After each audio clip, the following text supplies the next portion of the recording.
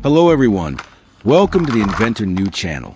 Today, we're going to uncover the secret to reviving weak batteries, from old power banks to seemingly useless worn-out batteries. With some simple, budget-friendly DIY tips, you'll be amazed to see your batteries come back to peak performance. Get your tools ready, turn on your curiosity mode, and let's get started. And don't forget to hit like, subscribe, and share so you won't miss out on any more cool tricks. Let's start by picking out some old and weak batteries that we're going to bring back to life. I'm going to check their voltage to find out which ones are totally dead. Many of these batteries are often thrown away just because they seem weak or can't power a device anymore. But in reality, they might still have some life left in them. They're just undercharged or slightly unbalanced. Instead of tossing them out and creating more electronic waste, we can try a few simple methods to bring them back. With this small invention, we brought both an old battery and a used bulb back to life. Instead of throwing them away, we've turned them into something useful. That's what DIY is all about: saving, reusing, and creating. Unlike disposable batteries, rechargeable ones can go through many charging cycles. Even if they seem dead now, there's still a chance we can revive them.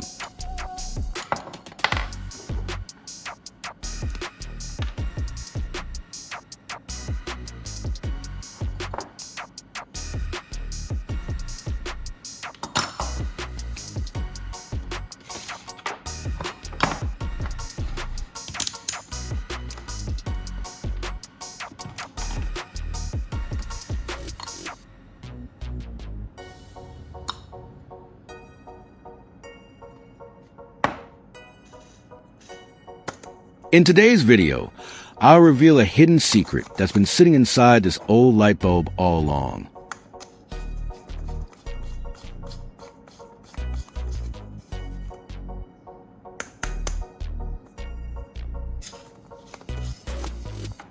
Since this bulb doesn't work anymore, I'll open it up to see what's inside and see if we can reuse any parts.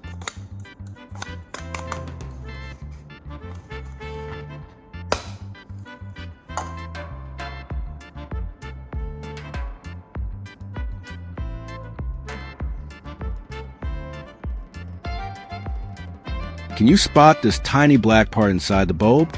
That's the piece we're interested in. What you're looking at is an integrated circuit, a tiny chip that controls how the bulb operates. Now I'm going to heat up and melt the 4 solder joints.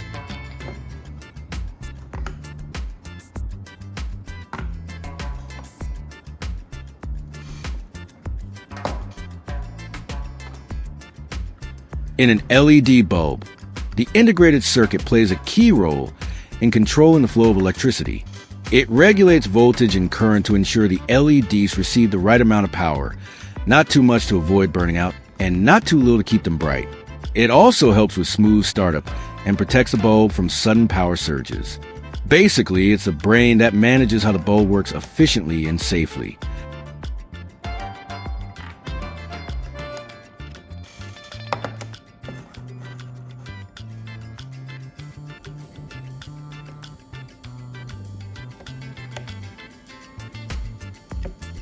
Once that's done, the chip should come out easily.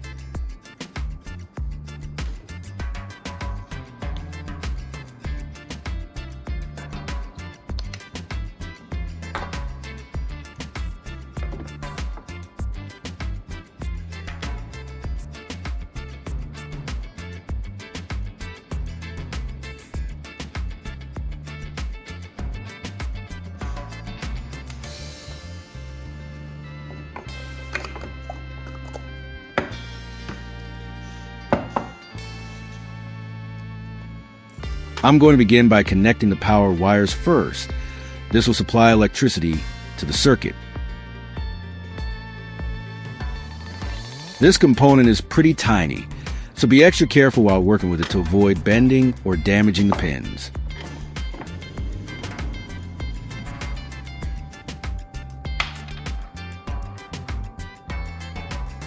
Next, I'll strip the outer insulation from the wire to reveal the copper core, which we'll use for soldering.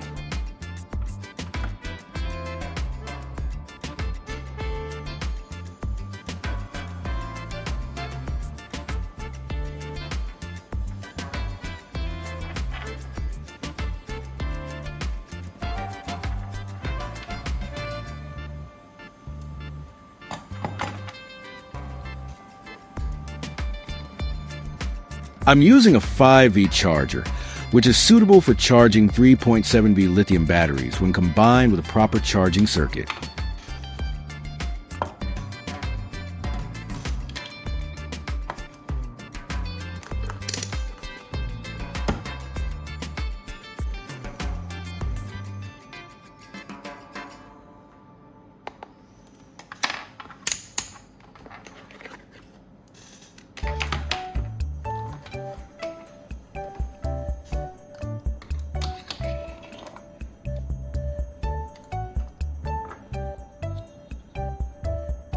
Now I'm getting some heat shrink tubing ready.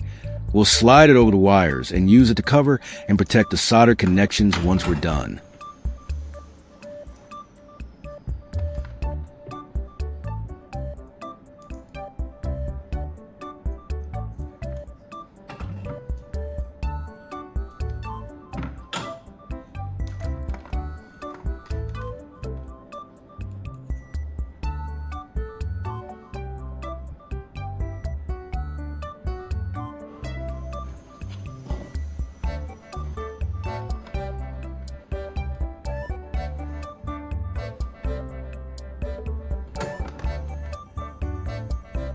Now it's time to solder the wires onto the integrated circuit, so we can connect it to the rest of the setup.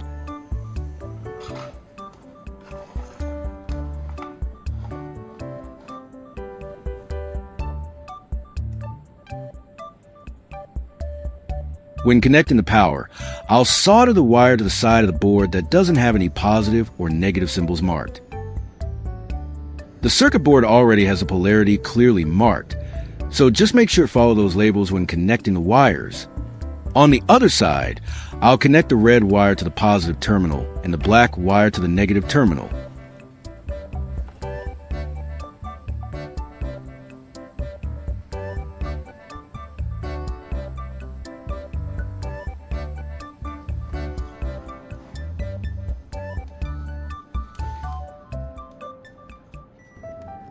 So, the power input side needs to be wired in reverse compared to the other side.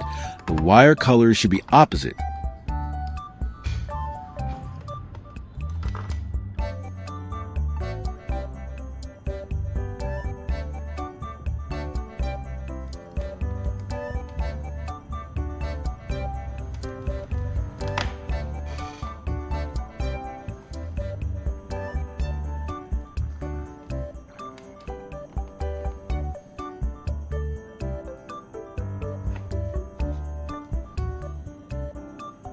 Now I'm going to apply heat to the heat shrink tubing so it tightens around the solder connection, keeping it secure and insulated.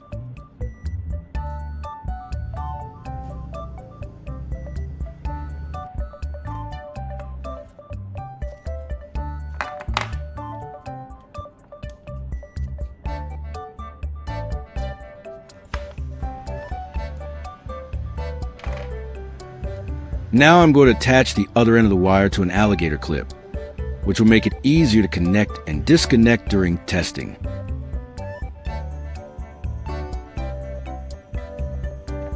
Alligator clips are handy connectors used to temporarily join wires or components without soldering.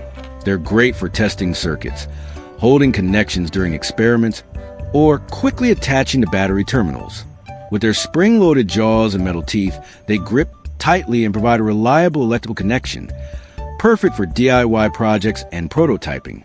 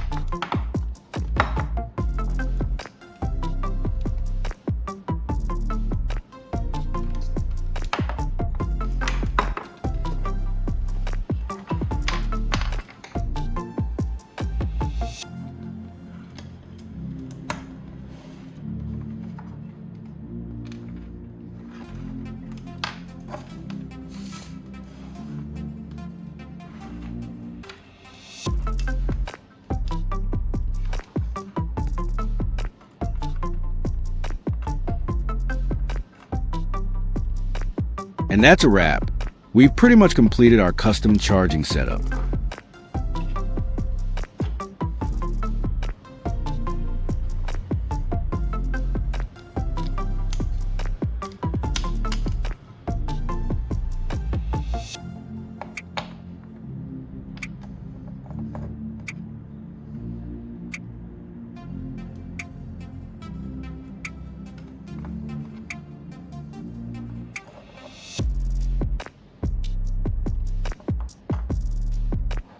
Now, I'm moving on to the battery charging part.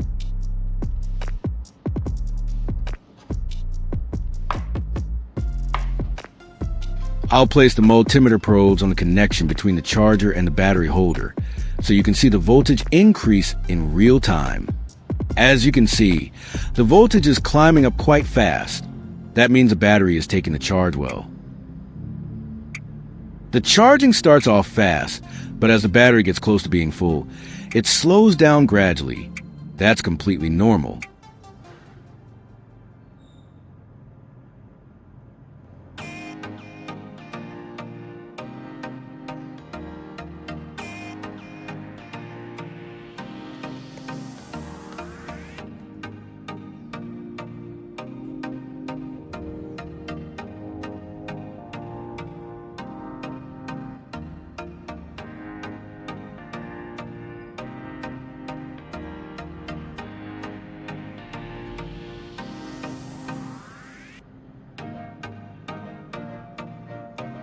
Let's leave it for about 5 minutes and come back to check. It's been about 5 minutes. Let's check the voltage again and see how much the battery is charged. As you can see, the voltage has increased quite a bit. That means the charging process is working well.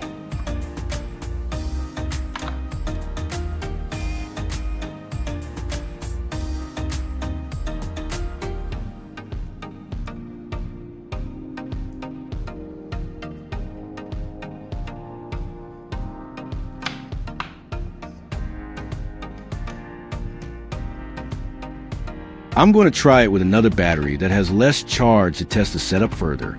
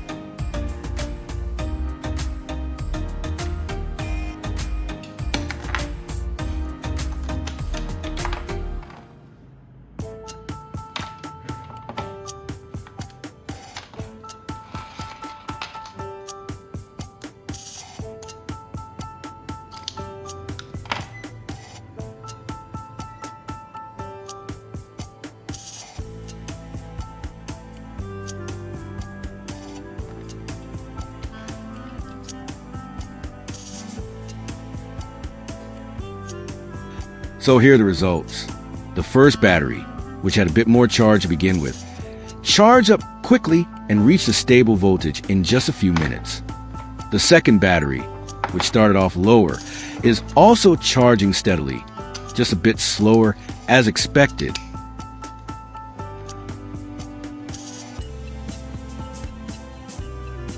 Both tests show that our DIY charger is working well and can bring weak batteries back to life. And that brings us to the end of our DIY charging project. From a few old components, a broken LED bulb, a couple weak batteries, some wire, and a charger, we've managed to create a simple, functional charging setup. Not only does it help bring old 3.7V lithium batteries back to life, but also gives a second chance to components that most people would throw away.